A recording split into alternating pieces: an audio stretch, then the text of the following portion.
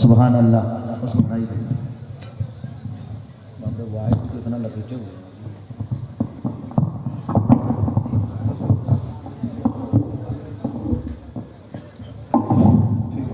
Seperti yang lebih kurang یہ مولا گھاس دیا ہوا نیچے وہاں سے جل گئے سب جگہ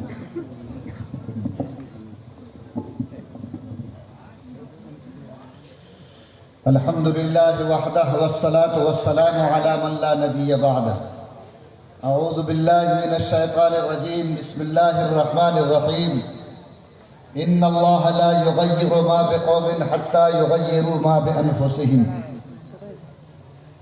آج کے اس اجلاس کے باوقار صدر معزز علماء کرام، دینی بھائیوں اور بزرگوں، نوجوان ساتھیوں، عزیز بچوں اور پردے میں بیٹھی میری پیاری ماں اور بہنوں، آپ لوگ مغرب بعد سے جلسہ سن رہے ہیں اور ابھی رات ٹھیک سے 10 بھی نہیں بجی ہے کہ لوگ ڈھیلے ہو گئے۔ ہم کو یہ اندازہ نہیں تھا، ہمارے ذہن میں یہ بات تھی کہ 9 بجے تو جلسہ شروع ہوتا ہے اور ماشاء اللہ لوگ کھا پی کے ٹھکانے سے جم کر بیٹھنا شروع کرتے ہیں، لیکن شاید اس جلسے کا ایک حصہ کل بھی ہونا ہے، اس لیے ترتیب یہ بنائی گئی کہ اس وقت آپ لوگوں کو جلدی فرصت کر دی جائے۔ میں آپ کے درمیان حاضر ہوا ہوں، میں یہ چاہتا ہوں کہ آپ کی خدمت میں اللہ رسول کی کچھ باتیں پیش کروں، لیکن میرے بھائیوں، ہم سب یہ بات اچھی طرح جانتے ہیں کہ باتوں کا سننا کمال نہیں، باتوں پر عمل کرنا کمال کی بات ہے۔ اگر ہماری تقریر رات بھر جاری رہے اور آپ خشوع و خضوع کے ساتھ سنتے رہیں لیکن دل میں عمل کا ارادہ نہ ہو تو نہ میری تقریر آپ کی زندگی میں کوئی تبدیلی لا سکتی ہے اور نہ آپ کا بیٹھنا آپ کو جگا سکتا ہے۔ اس لیے میں آپ حضرات سے گزارش کرتا ہوں کہ جب اللہ نے آپ کو یہاں تک پہنچا دیا ہے اور آپ کے دل میں اس بات کا یقین ہے کہ مجھے مرنا ہے اور اس بات کا بھی یقین ہے کہ مرنے کا کوئی وقت طے نہیں ہے، تو آج کی پیاری رات اگر مجھے جگا دے اور ہمارے اندر اس بات کا احساس پیدا ہو جائے کہ رب کریم جو کوتاہی ہو گئی اس کو معاف کر دے، آج سے اس وقت سے یہ نیت کرتے ہیں کہ تیرے نام پر جن باتوں کو سن رہے ہیں انشاءاللہ ان پر عمل کریں گے عمل انشاءاللہ۔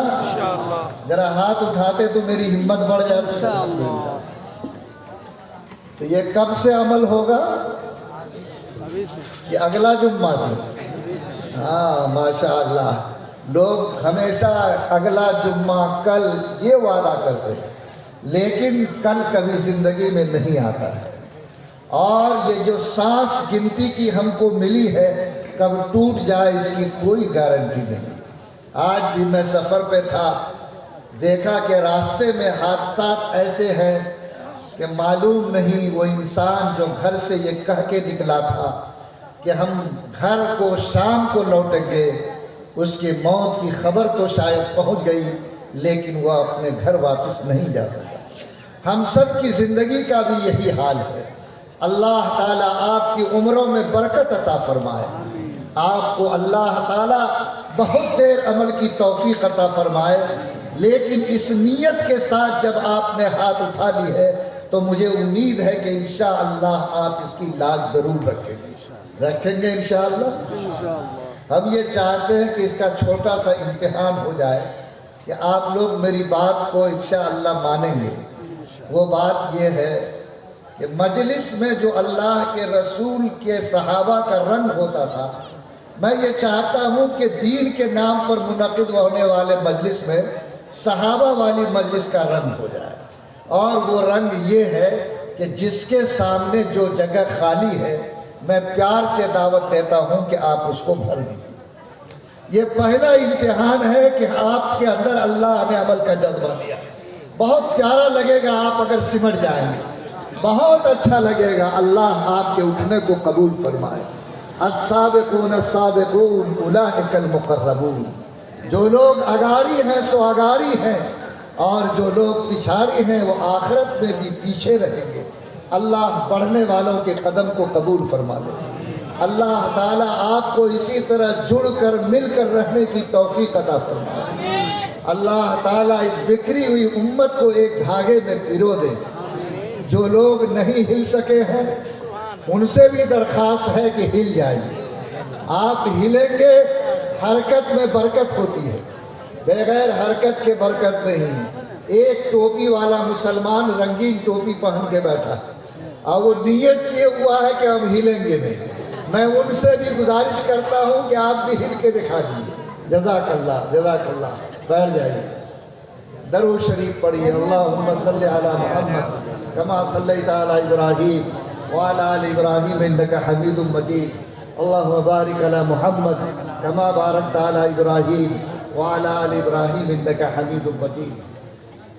حاضرین کرام، آج کا جو یہ جلسہ ہے یہ ایک مدرسے کے زیر انتظام منعقد ہوا ہے۔ محترم جناب مولانا امان اللہ قاسمی صاحب اس عظیم مدرسے کے ناظم ہیں، اور انہوں نے بڑی محنت کے ساتھ اس جلسے کا انتظام کیا ہے۔ دور سے علماء کرام کو بلایا ہے، اور آج اسی کے سائے میں بیٹھ کر ہم لوگ باتوں کو سن رہے ہیں۔ میں آج کی مجلس میں آپ سے دو باتیں عرض کرنا چاہتا ہوں۔ مجھے امید ہے کہ انشاءاللہ آپ اس کو دل کے کان سے سنیں گے، اور اللہ تعالیٰ جس طرح آپ کا ہاتھ اٹھوا کر وعدہ کروایا ہے اس ارادے کے ساتھ انشاءاللہ آپ اس پر عمل کریں گے۔ بات میرے بھائیوں یہ ہے کہ یہ جو مدرسوں کا چراغ مختلف جگہوں میں جل رہا ہے، اور یہ جو آپ کے بچے قرآن پاک کی تعلیم پا رہے ہیں، آج کے ہندوستان کے حالات پر اگر نظر ڈالیں تو میں آپ کو یقین کے ساتھ کہتا ہوں کہ آج ان مدرسوں کی قیمت آپ کے اس شہ رگ سے بھی کہیں زیادہ آپ کے ایمان کے لیے ضروری ہے۔ اور یہ مدرسے جو آج قرآن کی تعلیم کے لیے قائم کیے گئے ہیں، اگر آپ نے اس کی قیمت کو نہیں سمجھا، آپ نے اس نعمت کی قدر نہیں کی، آپ نے ان اداروں کے وجود کو اپنے پسینے کے بوند نہیں بلکہ خون کے قطروں سے محفوظ نہیں کیا، تو آنے والی نسل ہمیں کبھی معاف نہیں کر سکتی۔ حالات تیزی کے ساتھ تبدیل ہو رہے ہیں، اور ملک کا نقشہ بڑی قوت کے ساتھ بدل رہا ہے۔ سرکار نے 2020 کی جو تعلیمی پالیسی لائی ہے، میں آپ کو یہ سمجھا دوں، اس کے کسی کونے پر مدرسے کا تذکرہ نہیں ہے۔ اور آپ کے مدرسے سے فارغ ہونے والے طلبہ، آپ کے مدارس پر چٹائی پر بیٹھ کر علم حاصل کرنے والے آپ کے بچے، آنے والے دنوں میں سرکار کے یہاں کیا وزن رکھیں گے یہ ابھی سے کچھ طے نہیں کیا جا سکتا۔ اور اگر اسی فارمولے پر عمل ہوا جو فارمولہ طے کیا گیا ہے، تو میں آپ کو یقین دلاتا ہوں کہ ہمارے لیے شاید یہ مدرسوں کے دروازے اتنے تنگ ہو جائیں کہ یہ ملت ساری معلومات کے باوجود شاید اپنے بچوں کو اس دروازے تک پہنچا نہ سکے۔ لیکن کیا ہم اس کو قبول کر سکتے ہیں؟ کیا ہم ان اداروں کے بغیر زندگی کو برداشت کر سکتے ہیں؟ میں آپ کو بحیثیت مومن یہ ذمہ داری یاد دلاتا ہوں کہ اللہ کا جو کلمہ آپ نے پڑھا ہے، جس رسول کو اپنا پیغمبر مانا ہے، جس قرآن کو آپ نے سینے سے لگایا ہے، جو ایمان کے بول آپ زبان سے بولے ہیں، وہ ایمان کا بول آپ کو اس بات پر آمادہ کرتا ہے کہ ایک سچا با یقین مسلمان یہ کہہ کر زندگی گزارے گا کہ جس طرح مچھلی بغیر پانی کے زندہ نہیں، ویسے ایک سچا مسلمان بغیر ایمان اور قرآن کے زندگی کو قبول نہیں کر سکتا۔ اور اگر آپ کا یہ ارادہ ہے، اور بلا شبہ آپ کا یہ ارادہ ہونا چاہیے، تو آپ کی ذمہ داری ہے کہ سرکار اپنی پالیسی کو چاہے جس انداز میں ڈالے، اس ملک میں چاہے تعلیم کی پالیسی کو جو رخ دیا جائے، آپ اس بات کا عہد کیجئے اور اس بات کی نیت کیجئے کہ جب تک یہ سانس چل رہی ہے، جب تک یہ آنکھ کھلی ہوئی ہے، انشاءاللہ ہم آدھی روٹی کھا کر جی سکتے ہیں، پھٹا ہوا کپڑا پہن کے رہ سکتے ہیں، چھپر کے مکان میں گزر کر سکتے ہیں، لیکن اپنے بچوں کو قرآن پڑھائے بغیر زندگی کی سانس کو قبول نہیں کر سکتے۔ اگر آپ یہ نیت کریں گے، آپ کی اولاد کے اندر ایمان زندہ رہے گا، آپ کی اولاد کی پیشانیوں پر سجدے کے نشان باقی رہیں گے، ان کے سینے میں قرآن کا نور محفوظ رہے گا اور ان کے جگر کا رشتہ اللہ کے دین سے قائم اور وابستہ رہے گا۔ لیکن اگر آپ نے یہ فکر نہیں کی تو یاد رکھیے وہ اندھیرا جو پھیل رہا ہے اور وہ ہاتھ جو آپ کے گھروں تک پہنچ چکا ہے، آپ کو میں یقین دلاتا ہوں شاید یہ چراغ زیادہ دیر تک روشن نہ رہ سکے۔ آج آسام کی صورتحال آپ کو معلوم کرنی چاہیے، اتراکھنڈ کی پوزیشن جاننی چاہیے، یو پی میں جو کھیل کھیلا جا رہا ہے اس کھیل کو سمجھنا چاہیے اور ان تمام حالات کو سامنے رکھ کر اس بات کی نیت کرنی چاہیے کہ اے اللہ کے نام پر جس ایمان کا کلمہ پڑھ چکا ہوں، جس خدا کی کتاب ہدایت کو میں نے ہاتھ میں تھاما ہے، میری ذمہ داری ہے کہ اگر ہم نے اللہ کے رسول کو پہچاننے کے لیے اپنے قدموں کو تھکا کر رسول کی سنتوں کو سیکھا ہے تو یہ امانت ہم اپنی اولاد تک پہنچانے کی کوشش کریں گے۔ اگر آپ نے یہ ہمت پیدا کی، آپ نے یہ کام کیا، تو آپ کو میں یقین دلاتا ہوں کہ آپ آنے والے نسلوں میں ایمان کو زندہ رکھ سکیں گے اور آنے والے نسلوں میں ایمان کی حفاظت کر سکیں گے۔ میں مبارکباد دیتا ہوں ان علماء کو جنہوں نے اپنی قوت ایمانی سے ایسے مدرسوں کا چراغ جلایا ہے اور جس کے سائے میں امت کے بچے بیٹھ کر اور بچیاں بیٹھ کر قرآن کی تعلیم پا رہے ہیں اور قرآن کی تعلیم پا رہی ہے۔ اگر یہ چیز زندہ رہی تو اس ملک میں آپ ایمان کے سرور کے ساتھ، ایمان کے نور کے ساتھ، ایمان کی خوبیوں کے ساتھ اور اللہ کے رشتوں کے ساتھ آئندہ بھی پوری مضبوطی کے ساتھ زندگی گزار سکیں گے۔ اس لیے پہلی گزارش آپ سے یہ ہے کہ آپ تمام ایمان والے یہ نیت کر کے جائیے کہ وہ اولاد جو آپ کو اللہ نے عطا کی ہے، چاہے وہ بیٹا ہو یا بیٹی، آپ اس بات کی نیت کریں کہ ہم اس کے ہاتھ میں جانور چرانے کی لٹھی تھمانے سے پہلے، ہم اس کو کسی ٹیلر ماسٹر کے پاس بٹھانے سے پہلے، ہم اس کو دلی، پنجاب، ہریانہ بھیجنے سے پہلے، ہم اسے کسی مزدوری میں لگانے سے پہلے اس بات کی قسم کھا لیں کہ اس بچے کو قرآن تک کی تعلیم دیں گے، ایمان سکھائیں گے، مدرسے کے سائے میں رکھ کر اس کا رشتہ اللہ سے جوڑیں گے۔ ورنہ اندھیرا بہت ایسا ہے جس اندھیرے میں اس ایمان کی کشتی کو سنبھالنا آسان نہیں ہے۔ یہ مدرسے اسی لیے چلائے جا رہے ہیں تاکہ ان مدرسوں کی برکت سے آپ کے بچوں میں ایمان کی روشنی آئے، آپ کے بچوں کے اندر قرآن پاک کی نعمت آئے اور آپ کے بچے قرآن پاک کے رشتوں کے ساتھ زندگی گزار سکیں۔ آج بڑی مصیبت ہے کہ یہ ہماری قوم جو مسلم ہے، آج اس کو سارے کام کے لیے پیسہ، لیکن مفت میں اگر قرآن پڑھانے کو کہا جائے تو آج ان کے بچوں کے پاس وقت نہیں، اور بے ضمیر باپ کا دل اتنا مردہ ہوا کہ آج سارے کاموں کے لیے وقت نکل سکتا لیکن تعلیم قرآن کے لیے وقت نہیں نکل سکتا۔ آج کانوینٹ میں بچہ جائے گا 500 کا نوٹ نکل سکتا ہے۔ آج آپ کا بچہ کہیں دوسری جگہ پڑھے گا، آپ اس کے لیے ڈریس سلوا سکتے ہیں، سواری کا انتظام کر سکتے ہیں، لیکن آپ کا بچہ کسی مکتب کے سائے میں بیٹھ کر قرآن پڑھے، اللہ سے رشتہ جوڑے، ایمان کی باتوں کو سیکھے، آج اس کی گنجائش مسلمانوں کے پاس سے ختم ہو گئی ہے۔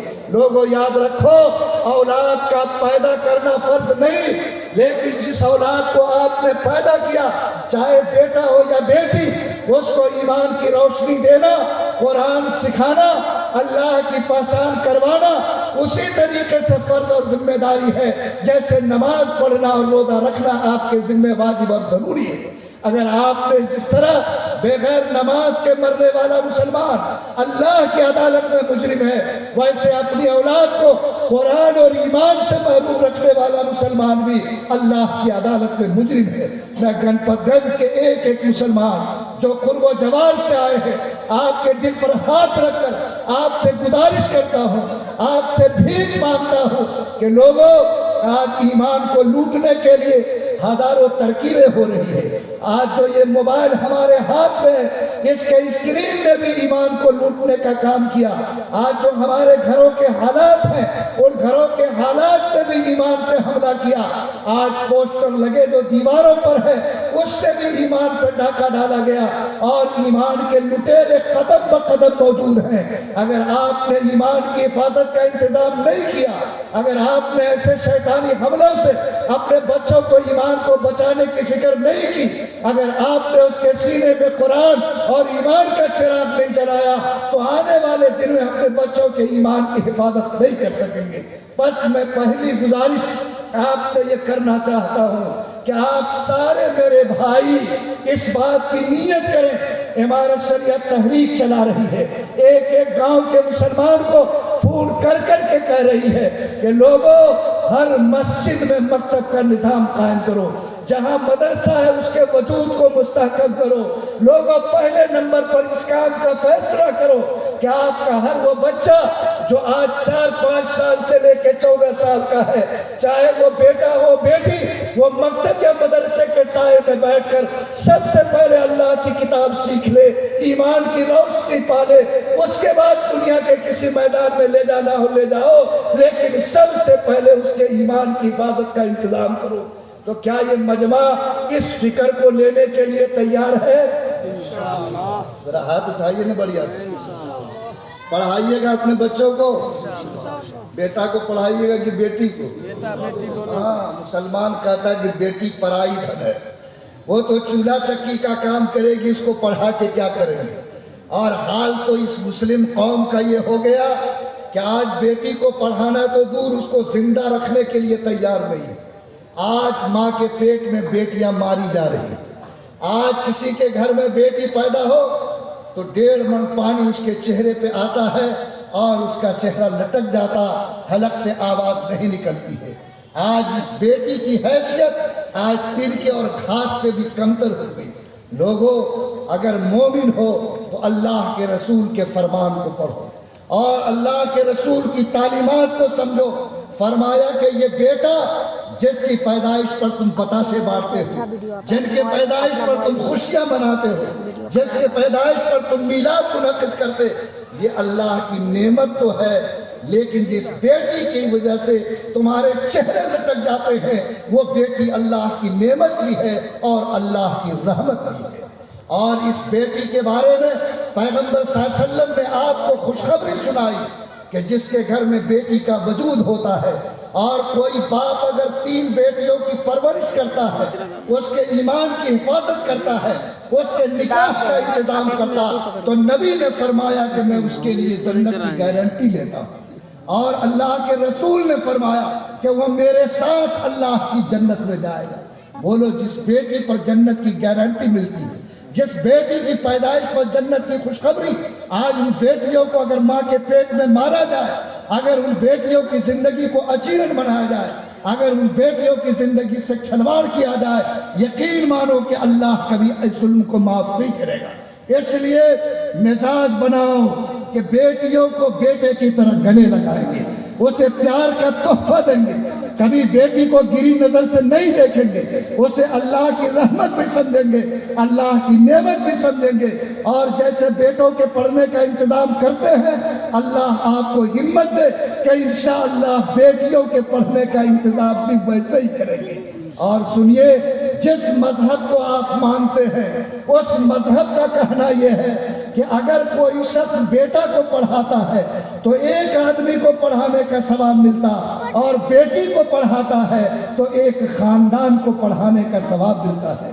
اور آج مسلمانوں یاد رکھنا کہ یہ جو بیٹی ہے جس کو آپ تعلیم دیتے ہیں، یہی بیٹی جب کل ماں بنے گی، اسی کی گود بچے کا پہلا اسکول اور مکتب ہوگا۔ اور جو بچہ ماں کے گود میں دین کی روشنی پا لیتا ہے، جس بچے کی تربیت ماں کی گود میں ہوتی ہے زندگی بھر وہ تربیت کا نور ساتھ چلتا ہے اور پھر بچے کا ڈور کبھی ٹوٹنے نہیں پاتا۔ اس لیے اگر بچوں کے ذریعے گھروں میں دین لانا ہے، عورتوں کے ذریعے گھروں میں دین کے نظام کو کھڑا کرنا ہے، تو آپ سب کو یہ نیت کرنی ہوگی کہ ہم اپنے بیٹا کو بھی ایمان کی تعلیم دیں گے، قرآن کی تعلیم دیں گے، اور خدا کی قسم اپنی بیٹیوں کو بھی ایمان اور قرآن کی تعلیم دیں گے۔ آج لوگ کہتے ہیں کہ مفتی صاحب میرا بیٹا فائٹنگ دکھاتا ہے، گالی دیتا ہے، گھر سے نکالتا ہے، دعا کیجئے کہ اللہ میرے بیٹے کو ٹھیک کر دے۔ ہم کہتے ہیں کہ بیٹا کے لیے بعد میں دعا کریں گے، پہلے آج سے آپ کے لیے دعا کرتے ہیں۔ بولتا ہے کہ ہمارا کیا قصور ہے، ہماری کیا غلطی ہے؟ غلطی تو بیٹے کی ہے جو ہم کو ڈانٹتا ہے۔ ہم ان کو کہتے ہیں کہ گنپت گنج میں اینٹ کا بھاٹا دیکھا ہے؟ بولا دیکھا ہے۔ ہم نے کہا کہ اینٹ فرما میں بنتی ہے کہ نہیں بنتی؟ آپ لوگ بغل میں ہیں، بتاؤ اگر فرما ٹیڑھا ہوگا تو اینٹ کبھی سیدھی نکل سکتی ہے؟ ارے بولو نا، سیدھی نکلے گی؟ اور اگر اینٹ کو سیدھی کرنا ہے تو فرما کو ٹھیک کرنا ہوگا کہ نہیں ہوگا؟ اب کوئی گنپت گنج کا مسلمان فرما ٹھیک نہیں کرے اور اینٹ کو گالی دے کے کیوں ٹیڑھی ہو گئی تو لوگ اس کو رانچی بھیجیں گے کہ نہیں بھیجیں گے؟ لوگ وہ حال ہے۔ آج رکھیے فرما کہاں گڑبڑی، یقین مانو جب ماں اور باپ کی زندگی سنوری ہوئی ہوگی تو اولاد کو بھی اللہ تعالیٰ سورا پر کھڑا کرے گا، اس کی زندگی کو بھی آراستہ کرے گا۔ تاریخ کے پنوں میں پڑھو، وہ لوگ جن کے ہاتھوں پر لاکھوں انسانوں نے کلمہ پڑھا، جنہوں نے پوری زندگی ہدایت کا چراغ جلایا، ان کی زندگی کو ان کے ماں اور باپ کے عمل نے روشن کیا تھا، اور اس کی بنیاد پر اللہ نے یہ رتبہ عطا کیا۔ شعبان کی 29 تاریخ ہے، رمضان کا چاند طلوع ہوتا ہے، فجر کے وقت اسی کائنات میں ایک بچہ پیدا ہوتا جس بچے کا نام سیدنا عبد القادر جیلانی رحمۃ اللہ علیہ۔ لوگ روزے کی حالت میں ہیں، یہ بچہ ماں کی گود میں ہے، کئی گھنٹہ گزر گیا، بچہ دودھ نہیں پی رہا ہے، سارے گھر میں ماتم کا ماحول، اللہ نے اکلوتا بیٹا دیا، وہ دودھ نہیں پی رہا، کیسے ہوگا، جان بچے گی یا نہیں؟ ان کے نانا عبداللہ کو خبر ہوئی، دوڑے ہوئے آئے، اپنے نواسا کو گود میں لیا، تھوڑی دیر چہرہ دیکھا اور مسکرانے لگے اور کہا الحمدللہ۔ بیٹی کو غصہ آیا، کہا کہ ابا آپ کے سینے میں دل ہے کہ پتھر کی سل ہے؟ کہا کیا ہوا؟ کہا کہ آپ کا اکلوتا نواسا، میرا اکلوتا بیٹا گھنٹوں سے دودھ نہیں پیا، اس کے حلق سوکھ گئے اور آپ اس کو دیکھ کے الحمدللہ پڑھ رہے، آپ کے چہرے پہ مسکراہٹ ہے، میں آپ کی بات سمجھ نہیں سکی۔ اس اللہ کے ولی نے کہا کہ بیٹی تیرے لیے بھی اللہ کے شکر ادا کرنے کا موقع ہے۔ کہا کہ ابا کیسے؟ کہا کہ بیٹی تیرا بیٹا تیرے پیٹ سے ولی بن کر پیدا ہوا ہے، میری بیٹی یہ رمضان کا مہینہ ہے، ساری دنیا کا مسلمان روزے کی حالت میں ہے، اللہ نے تیرے بیٹے کو تیرے پیٹ سے روزے کی حالت میں پیدا کیا، اے میری بیٹی جب تک مغرب کی اذان مسجد کے میناروں سے بلند نہیں ہوگی اور جب تک دنیا کے روزے دار روزہ افطار نہیں کریں گے اس وقت تک تیرا بیٹا بھی حلق سے نیچے دودھ نہیں لے سکتا۔ تاریخ کہتی ہے کہ جب مغرب کی اذان مسجد کے میناروں سے ہو رہی تھی، دنیا کا روزے دار روزہ افطار کر رہا تھا، سیدنا عبد القادر جیلانی رحمۃ اللہ علیہ بھی اپنے حلق سے دودھ کے گھونٹ اتار کر اپنے روزے کا افطار کر رہا تھا۔ لوگوں یہ کس باپ کا بیٹا تھا؟ کسی چوروا کا؟ کسی دربیہ کا؟ کسی لٹیرے کا؟ نہیں، اس باپ کا بیٹا تھا جس کو 2 دن بھوکے رہنے کے بعد دریا کے کنارے ایک بہتا ہوا سیب ملا تھا، اس نے اس سیب کو کھایا اور کھانا جائز تھا، لیکن دل میں یہ بات آئی کہ فتویٰ کے اعتبار سے جائز ہے لیکن تقویٰ اس کی اجازت نہیں دیتا۔ کہا کہ میں جاؤں گا اس دریا کے کنارے وہاں تک جہاں باپ کا پتہ چل جائے، معلوم ہو جائے کہ کس درخت کا ٹوٹا ہوا یہ سیب ہے، جب تک میں مالک سے اجازت نہیں لے گا میرے دل کو چین نہیں ملے گا۔ بولو کتنا بڑا تقویٰ والا انسان تھا، اور اللہ تعالیٰ نے تقویٰ کا کیا معیار دیا۔ یہاں تو کتنا بلوک کوٹا پنچایت بگڑ جاتا ہے، آدمی تو ڈکار تک نہیں کرتا ہے۔ بولو حالات یہ ہے، اور صورتحال یہ ہے کہ ایک اللہ کا بندہ دریا کے کنارے بہنے والے سیب کے مالک کا پتہ لگانے نکل جاتا ہے۔ میلوں چلنے کے بعد ایک باغ کا دیکھنا ہے جس کے کچھ ٹہنی سیب کے دریا میں لٹکے ہوئے، سمجھ گیا کہ اسی دریا کا پھل، اسی باغ کا پھل